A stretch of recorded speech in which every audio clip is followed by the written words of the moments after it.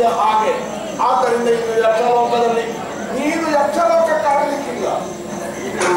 ಹೋಗಿ ಭೂಲೋಕದಲ್ಲಿ ರಾಕ್ಷಸಿಯಾಗಿ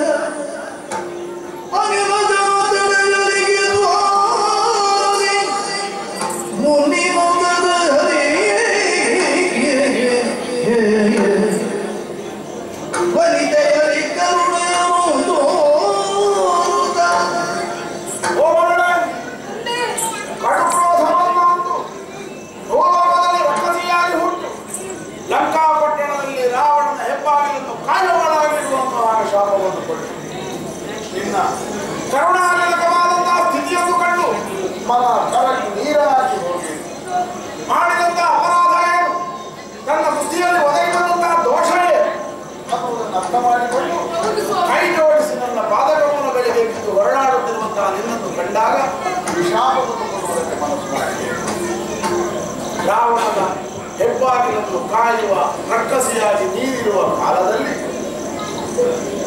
ಕಾಣೆಯಾದಂತಹ ಅಥವಾ ಅಪಹರಿಸಲ್ಪಟ್ಟಂತಹ ಜನಕ ಜಾತೆಯನ್ನು ಅರಸಿಕೊಂಡು ಹನುಮಂತನಾದಂತಹ ವಾನರನವರು ಅಲ್ಲಿಗೆ ಬರ್ತಾನೆ.